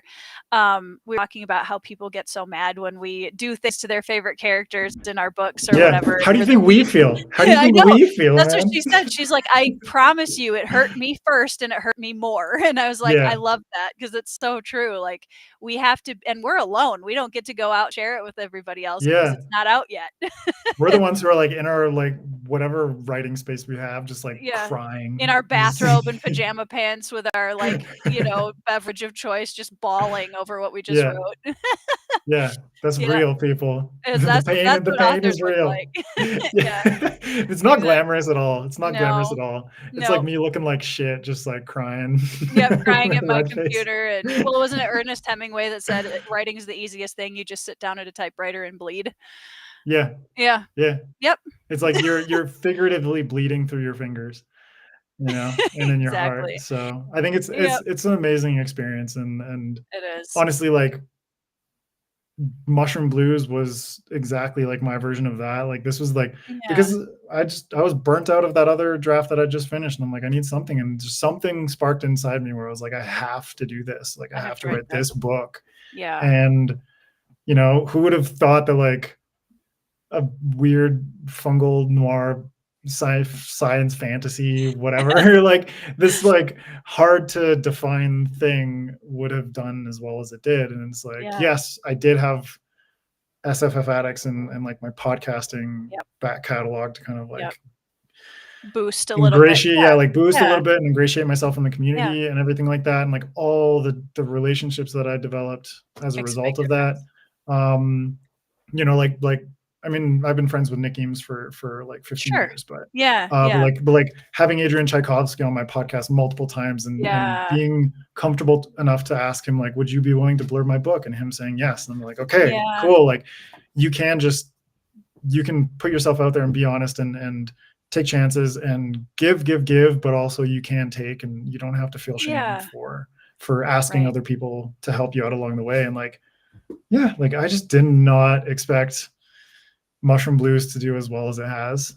Yeah. Like Jamie's hanging out here in the chat, and it's like me and her made it to the end of SPFBO 10 together, and I'm just like, how How? the Yeah. hell did that happen, right? Yeah. And I'm just super grateful that it's like thousands of people Yeah. have decided to buy my book, and Yeah. and the book has done well in competitions and all this kind of stuff. Whereas like this is my debut, and it kind of like knocked me out for a while Set in a terms of bar. yeah, like God damn, how am I gonna do this again? You know Yeah. what I mean? Yeah. Because like I've realized now that this kind of concept of like the sophomore blues, the Mm. sophomore slump, whatever you want to call it, Mhm. Mhm. um, it's pretty much a result of book 1. It has Yeah. nothing to do with book 2. Right. It is entirely like what it's like being a debut author, Mhm. what that whole experience is like, what it means to put your book out into the world for the first time, and how Yep. terrifying that is. Yep. But also the exhilaration of like, my book is doing well, and people are responding to it, and people are really enjoying it, and like some people hate it, but like a lot of people love it at the same Yeah. time, and it's like that's just life, right? Right. Absolutely. And honestly, like, my creativity has gone through like such a crazy I bet. fluctuation. SPFBO like messed me up, you know, Yeah. and I'd been warned about it before by Crystal Matar and Connor M. Kaplan. You know, it's like, Mhm. I knew, like, Crystal and I talked about it a bunch. She's like, first of all, you're gonna have like post-release blues, like you're gonna be Yep. in this like weird place, but it's kind of one of those things where you can't really dictate like how long it needs to take, and what is going to necessarily help you out of it, you know? Yeah. It's like being stuck in this little pit of, you know, and there's like all the light that's shining in from above is your creativity being like, Yep. hey, I'm still here, I'm still Yeah. here. And you're trying to be like, what is keeping me in this pit? You know, like what Right. is holding me back? And Yeah. SPFBO like amplified all of that. Yeah. And marketing, like the amount of marketing that I did amplified all of that. Yep. And so like, just like within like the last couple of months, I've finally been back into a place where I'm like, I'm just really enjoying like the stuff Yeah. that I'm reading. I'm enjoying, like, I'm gave myself permission to like play video games again, Yep. and just ideate, and Yeah. let ideas percolate, and figure out like, how do I want to approach this? Where do I want to go next? Right. And especially like as a parent, and I know you feel this too, Mhm. where writing is this like it's this insanely obsessive creative pursuit. Yep. And so for me, like a lot of like the big lessons that I learned, I just like recently figured out like Oh, yep. my biggest fears that have been holding me back from writing more, and like really giving myself the freedom to write more, Mm. is my fear of becoming as obsessive as I was with Mushroom Blues, and therefore being Mm. less of a present and Right. good father and husband. Yeah. Yeah. And so it's like, like my relationship with my wife and my kids has been like way better in the last 6 Yep. months than it ever was while I was writing Mushroom Blues. And I've talked to Yeah. other author friends about this too, where it's like, yeah, I had to have a conversation with my wife, because it was like, shit was just too real. You know what I Yep. mean? Yep. Like, we put ourselves into these worlds, but then it's really difficult to Stay differentiate grounded in the between, one. yeah, Yep. it's really hard to do that, to stay grounded and Yep. differentiate. Like, this is like my fiction, and this is my life. Yeah. And so, yeah, like I've just had a really wild experience, and finishing SPFBO is one of those moments where I'm like, I am so relieved it's done. Yeah. I'm That's such a so long process. relieved. It's a whole year. I know. Like, oh my God. And I feel bad for Jamie, because she's got SPFBO I Champions know. League to deal with I know. now. I know. Was Godspeed, Jamie. Oh yeah, Um, you got this, girl, but I'm still.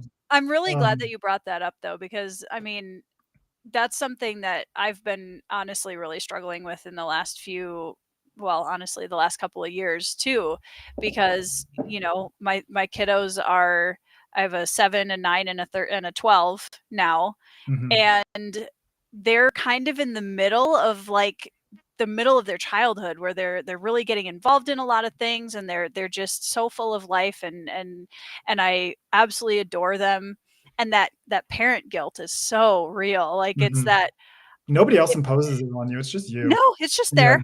yeah, And it's like the hours that we spend agonizing over these fictional lives in mhm, these books, and then it's like, figuring out those boundaries and finding that healthy balance is so hard. It's mhm. so hard, and I think having those conversations with other author friends and just obviously with your spouse and your family that's so important.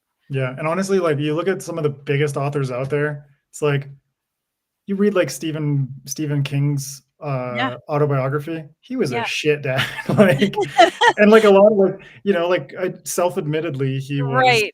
he was a shit dad, because it was like, yeah, Yeah, you're obviously, on one hand you're trying to pay the bills and you're trying to support your right. family, but on the other it's like, how much does your creative pursuit pull Right. you away from the people that are closest to you, right? And like you said, it's like agonizing over fictional characters as opposed Yeah. to embracing and enjoying the time you have with real people, Right. you know? Yeah. And so for me, it's like, yeah, like my sons are 4 and 2. Oh. And so they're like right in like Yeah. the part of toddlerhood. And I'm just like, man, there are some days where I hang out with them and it's like pure chaos because Oh, yeah. they're like yelling at each other and Yep. arguing over toys and all this kind of stuff that's super normal. Yeah. But there's a part of me that's like, I'm really glad I didn't miss this. Yeah. Because especially at this age, it's so formative to be Yes. like, and they're like a lot more needy.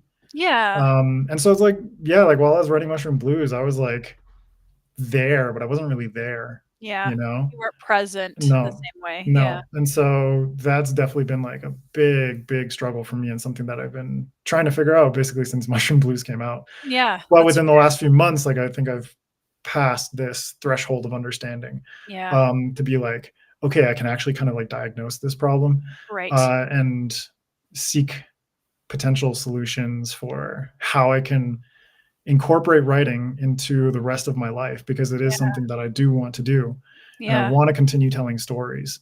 Yeah. And at the same time, to not be a ghost within my own house, Right. essentially, Yep. or with my friends or with like Yeah. the rest of my family. So it is a really hard thing that Yeah. probably a lot of authors deal with, but a lot of them just don't speak about. Is Absolutely. like what toll writing takes on your There's personal a life. cost. Yeah. Absolutely. And so, yeah, like my friend Andrea Stewart is like, I've talked to her about it and she struggles with it a lot, but she's the kind of person where it's like, she's very rigid with her schedule and the time that's like, she spends, like her kids are in daycare or whatever. And, you know, she's doing writing in the morning and basically like powering through that. And then there's dedicated family time and Right. all of these different things take different, sacrifices for every individual and every family. But yeah, for me, it was just like such a struggle to figure out how to navigate this and how to be like, I want to keep doing this, but like I don't want it to be that much of like a burden on the people who are that most important to me. Right. And like so many of the authors that I know are parents, Yeah. you know, and the kids don't understand that we're going through with this insane endeavor that oftentimes results in complete failure, you know, because a lot of authors fail. It is an inevitability for a huge percentage of people in this industry, whether it's on self-publishing side or trad side or whatever. Yep. There's just such a high it's a hard industry of failure in this industry. Yeah.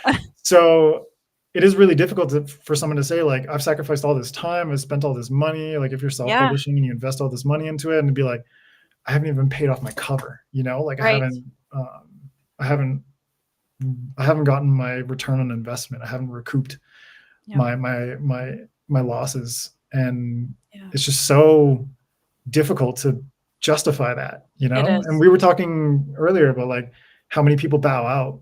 Yeah.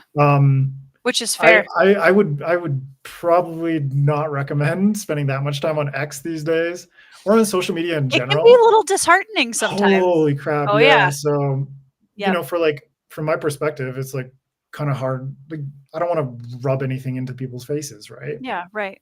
I'm gonna be proud of my milestones when I reach them, but I'm not gonna go on there and just like dump, you know, success on people or anything like that because I just don't care to do that. Transparency posts are my least favorite time of the month. Thank you. I hate it so much. And like no shade whatsoever to my author brothers and sisters who are doing it, but like I can't. There are better ways to celebrate your successes. Yeah. Because there's so many other people out there who it's like, I haven't sold like double digits this month. I haven't, you know, like there's so many people who are just like really struggling and it doesn't give them hope to see No. XYZ authors being like transparent. Right. You know, transparency is a good thing. Right. But it's kind to of a certain like level. to a certain level, and at certain times it's like read the room, you know? And I feel like there's way too much negativity in like the book and writing community these days. So it has been kind of disheartening to see so many authors who are just like, should I be even doing this anymore? Like, right. So it's really hard to justify, like, is this worth my time and the things that I'm sacrificing in my personal life in order to pursue this dream? And so for anyone out there, it's like, I think you just be really conscious about this. Be conscious about like, be conscious and intentional about what your goals are as an author. If you want to be full-time, like the amount of work that you're going to have to put into that. What your bar for success is. The shifting goalposts of success, and how all of this is affecting your personal life and your health and all this kind of stuff. So it's like, really put some thought into that, because it is a grind and it is super hard. And a lot of the times you're going to be like, I feel helpless and alone. But that's why it's also really helpful to be like my friend Nicholas W. Fuller is in here. We're part of a debut author group, and we have a Discord, and we talk every day. And it's like, you can find different ways to build communities, like micro communities and friendships with other people. I was recently just like inspired because there's this author named Mark Manson. I think his book is called The Subtle Art of Not Giving a Fuck. But he has a great YouTube channel, and he recently posted a video about procrastination and about intentionality when it comes to creative projects and just creativity in general. And so I was like, man, like I was inspired by that to just be like, I want to message a few friends and be like, hey, do you guys want to start a writing group? And not like a traditional writing group in the sense that we like critique each other's work, because I have like beta readers and people that I can give that stuff to. And some of them, like Crystal Natar is one of my early readers always. But I was like, you guys want to start like a bi-weekly support group where we just like, we meet up and we hang out and we talk to each other about what our goals are for the next 2 weeks. Love it. So we talk about like what we were able to achieve in the past 2 weeks, if we were able to meet our goals and our expectations, and then what we want to do going forward in the next 2 weeks. So it's like really short term, really small scale in the grand scheme of like writing. And then at the same time, we can just vent. Like we can just vent about whatever's on our minds, whether it's personal life, whether it's like writing, whether it's the community, whether it's whatever. I think those things are really helpful because, you know, like writing is touted as this like lonely career or whatever. It does not have to be at all. We're in an age where it's like you can push aside that notion of, you know, it's kind of like, I feel like it's like an extension of like the rugged individual mentality. You know, like you mentioned Ernest Hemingway, like bleeding and into your typewriter. That's kind of like it's kind of like that's a mentality of the past, you know, like a mentality of like the rugged individualist turn author, you know, person who's drinking whiskey at their typewriter or whatever. Nowadays it's like, God damn, like I'm gonna write however the hell I can write. I'm gonna write on whatever device I have. If it's a piece of paper, if it's a notebook, if it's my phone, if it's my computer, whatever. I'm gonna write where I can, when I can, even if it's in like 5-minute bursts. And I can build a community and build friendships without thinking that I have to go through this whole damn thing alone, because going through it alone is, I think, it's a fast track to failure. It's a fast track to failure, but I think it's also a fast track to that state of lonely despair that a lot of authors find themselves in. Like, totally agree. You know, and yes, they are posting stuff on social media, but at that point it's like, do they feel like they're screaming into the void, or are they actually getting the responses that they would like? You know, and so do be intentional about what your goals are in this industry, because from all the, like at this point, it's like we're like over 150 episodes into SFF Addicts. The one thing that all these people share in common is luck. So it's like, 100%. if you just, if you're striving for success and that's like the only thing that you want, it's kind of like the universe is going to kick you in the ass and say, nope, you don't get that. Right. So many of these people just stumbled into it, right. Because they were intentional about doing a thing, writing a book. Right. Everything else that comes from that, whether it's getting an agent, whether it's finding an editor and getting a deal, whether it's self-publishing and, finding your readership and winning awards, or, getting coverage on BookTube and all these different factors that come into play. All of it is luck, or it's luck as an extension of the ways in which you immerse yourself in the community. Right. So it's not like, Daniel Green was like, I just saw SFF Addicts and I felt like I needed to go get Adrian's book or anything like that. It's like a lot of these booktubers, it's literally kind of, it's like a childhood psychology where it's like repetition and repeated exposure to certain things. So much of self-publishing is just the luck of repeated exposure resulting in the one time where someone sees the thing that ends up boosting your book, right? Which is why SPFBO is so good, because SPFBO is basically inherently built into that competition is repeated exposure. Right. And the fact that it's like every time one of these blogs reviews one of the finalists or whatever stage it may be, puts it in front of people again. That puts it in front of people. And like the chances are a lot of those people are audiences of these different platforms. So it's like they could be watching Captured in Words on YouTube, but they could also be reading Fantasy Book Critic blog and reviews and stuff like that. Repeated exposure until that one moment of luck where someone's like, oh yeah, like maybe like now is a good time for me to click buy on your book, Right. So it's just, Dawn put it really well. Luck is what happens when preparation meets opportunity. Exactly. So be intentional, but don't expect the world to just bow down to you. You know what I mean? Because it will not happen. It will not happen. Like we even talked to Joe Abercrombie about this. He was like, when he released his debut, he's like expecting, stroll down the stairs in his satin robe, drinking a martini. I'm an author now. I am an author and I am successful and blah, blah, blah. And then he jokingly moans about Scott Lynch getting more sales and stuff like that. Right. But honestly, it's just like it's a grind, and you'll find those moments of like Dawn is saying, that preparation that you put in, all that work, all that grind that you put in, meeting that moment of opportunity and luck. Yeah, absolutely. Well, and I think too, like every time I get the opportunity to talk to like brand new, either pre-published or like brand new published authors, and they ask like, what should I do first? Like, what advice do you have? It's always for me the same thing, which is build your village first. Because that's what's going to carry you through all of the down days. Like I have close writer friends and we joke about, we have quit days where one of us is just like, I quit, I'm done, I can't do it anymore.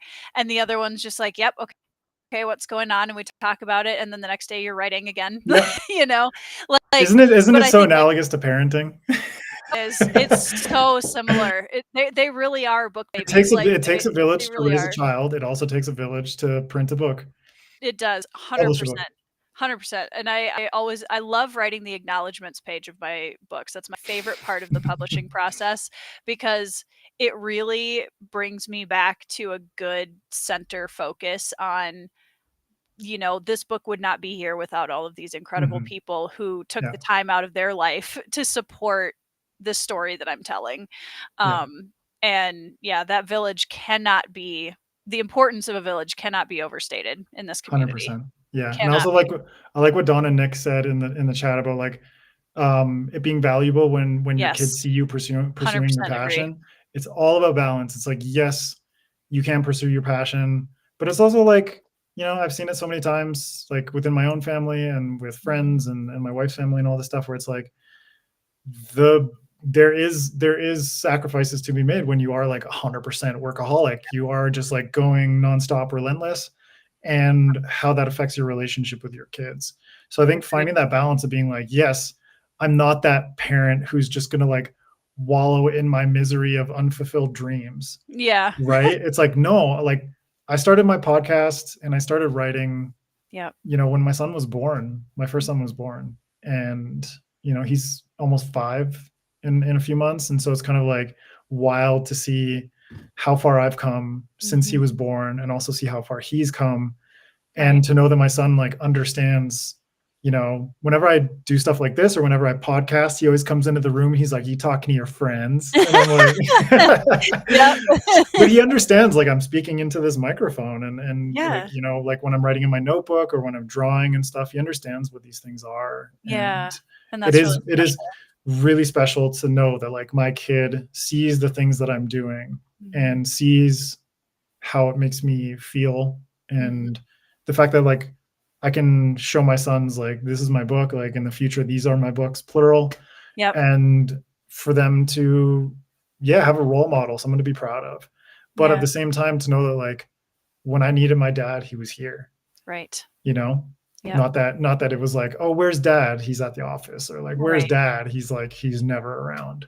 Right. You know, so it is a really difficult balance, but I think, yeah, both Don and Nick, their point is really well put in the sense that you do. Yeah, Mariana, are you winning, Dad? Yeah, you know, I think so it's all a balance, but I think showing your kids that you are an individual as well as a parent, not necessarily like my 24/7 is just like parent, you know? Right. You also get time to be Yeah. you and spend time in the pursuit of Yeah. your passions. Yeah. You haven't lost yourself, No. and for your kids to be able to see that. Yeah. And I think too, there's an extra layer of it for us because we're writers and authors, and also we run content creation platforms, right? Which, Yeah. as you know, is like an entire full-time job of it in and of itself. Editing video especially.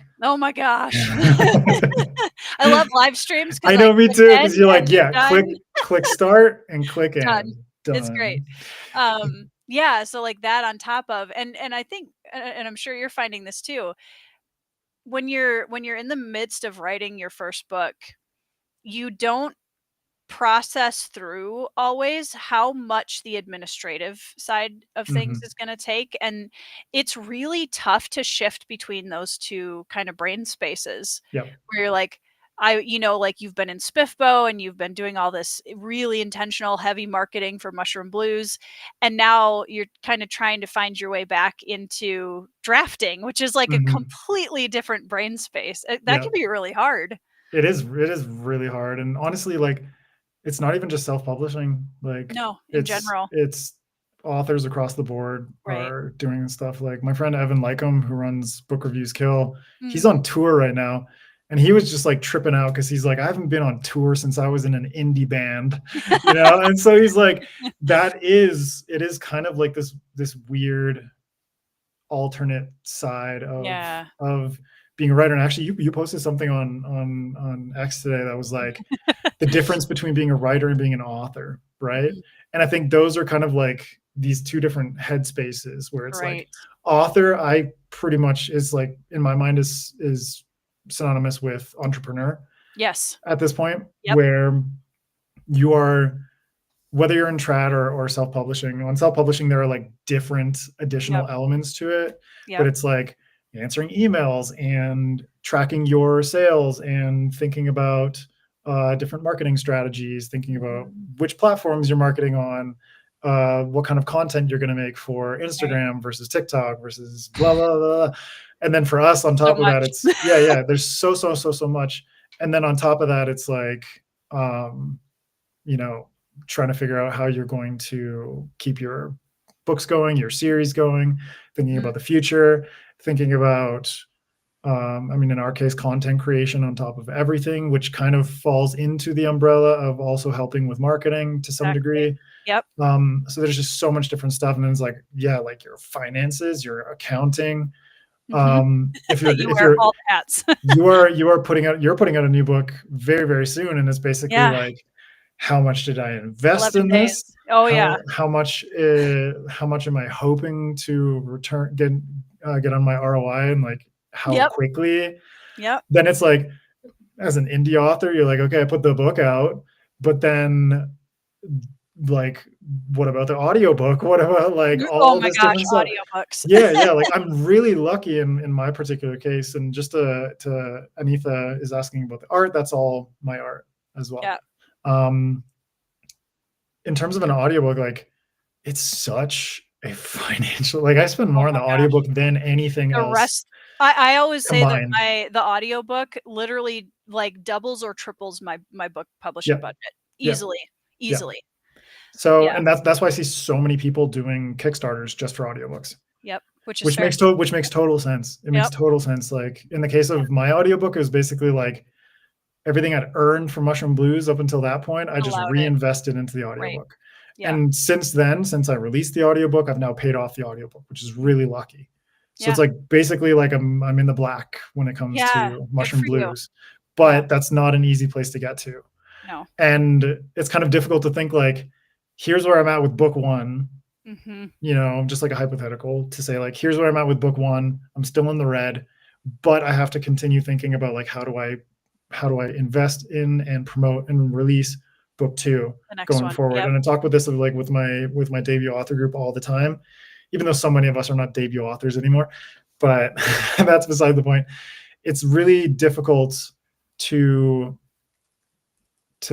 wrap your head around the business side of things, and how you have to think like an accountant, and how you have to think like a business manager and a CEO, and decide like what is worth it, what can I financially manage. And it's like, imagine how many authors out there are aligned just to pursue this dream, right? Right. So it is really difficult to justify that. And I think a lot of people don't really expect, especially going into self-pub, because traditional does kind of set you up for a lot of the baseline fundamentals. Right. And everything on top of that is kind of like, well, how much do you want to augment what is already laid out for you there? But with self-publishing, it's like, yeah, well, I just like took a like dive headfirst into the deep end, and then it's like I've seen far too many cases of authors who publish and then realize everything that it entails, as opposed to understanding everything that it entails and then publishing ahead of time. Yeah.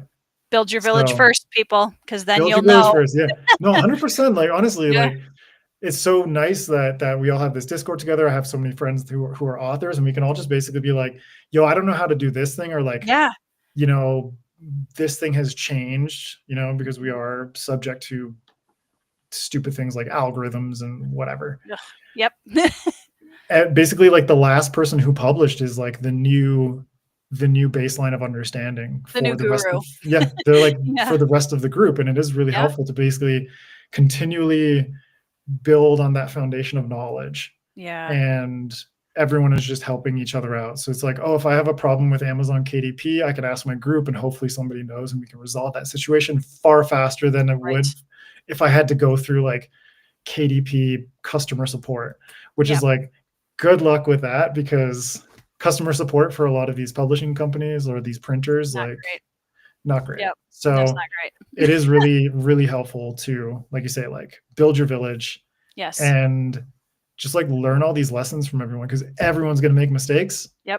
But you can benefit from somebody else's mistakes. It's a shortcut. Yeah. I mean, when I published Bloodstones, I remember like a couple months ahead of time, I just sent Ryan Cahill a random message, and I was like, Ryan, I'm this close to publishing. What am I forgetting? Yeah. And he was great. He gave me like a little checklist, and I had forgotten like half of it. And I was like, thank you so much. Perfect. No, I actually did a call with Ryan, and I did another one with Rob Hayes.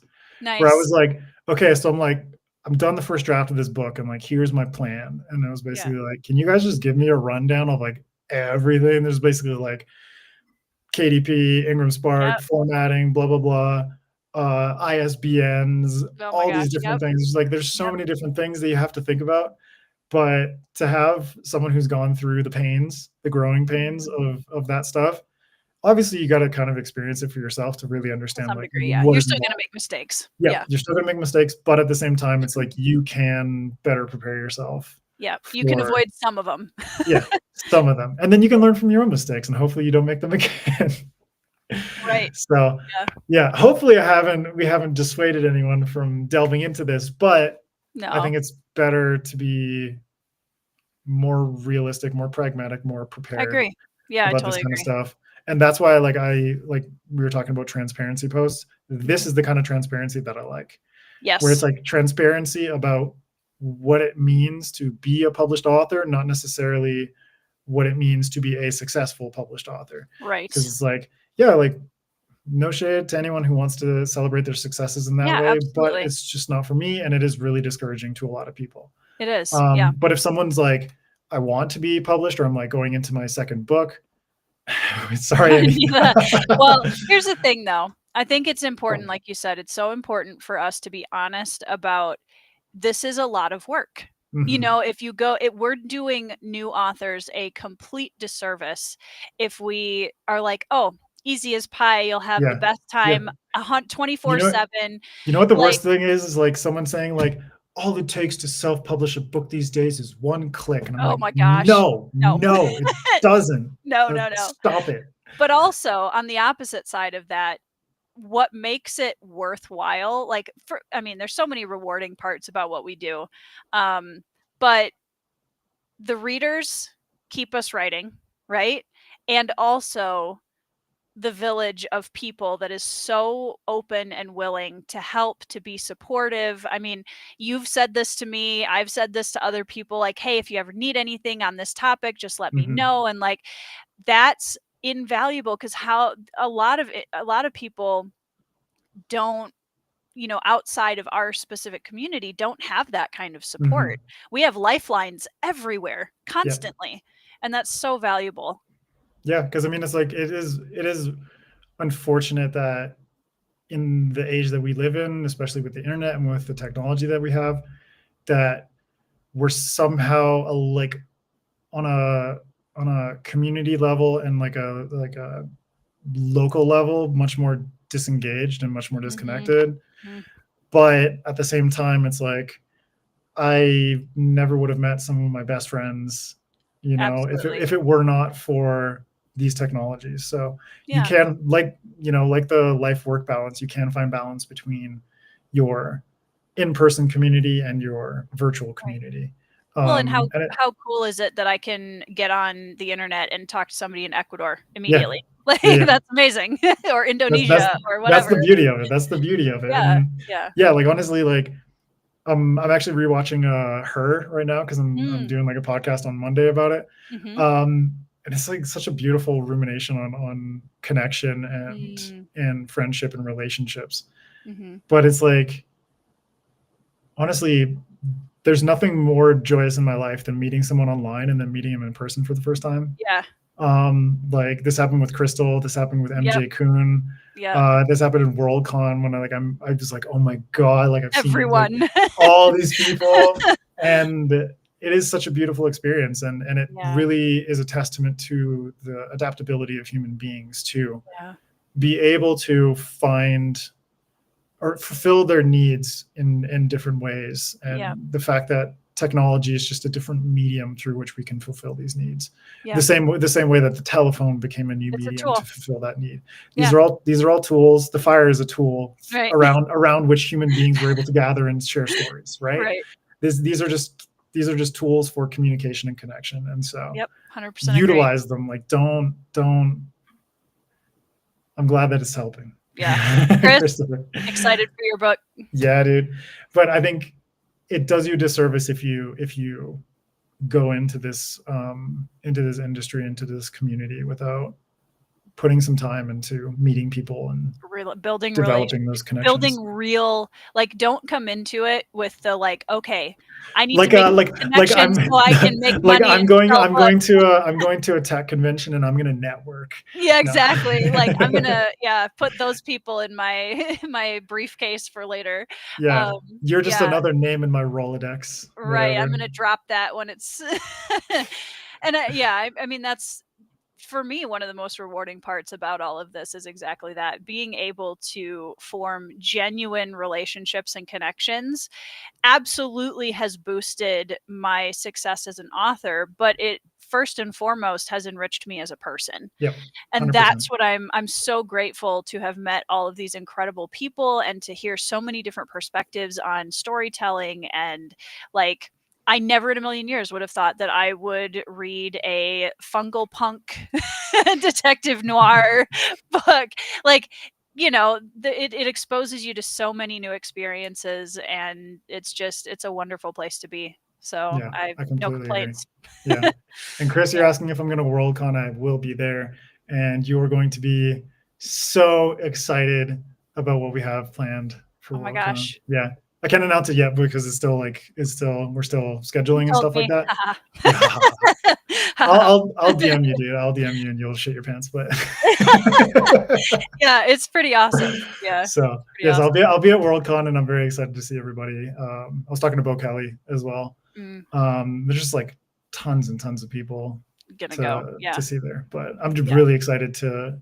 This will be the first time that MJ and Greta and I are all in the same place at the same time. Nice. Yeah. So it'll be like 3 co-hosts are finally together. Finally. Lots of pictures.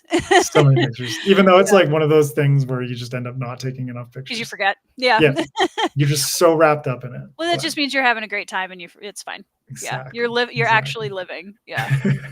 Well, Adrian, we've been on for almost 2 hours, and I want to be respectful of your family time. No, it's been they're sleeping. They're chilling, man. Oh, good. But thank you so much. And I really appreciate conversations like this where we can actually get into the deeper levels of what it means to be a writer and your experiences. And so I really appreciate you sharing all of that. And thank you for joining me on the channel this evening. No, it's been an absolute pleasure. I'm really glad that we could finally do this. And, I know. Finally. And thank you to everyone in the chat as well. Thank you for hanging out. Yeah, you guys are awesome. Go check out the links in the description to all of Adrian's stuff and his book and the podcast and everything. Mushroom Blues. Thank you if you're watching the replay. You're awesome too. But yeah, thank you so much, Adrian. Chat, you guys are awesome. And we will see you in the next video. Bye everybody.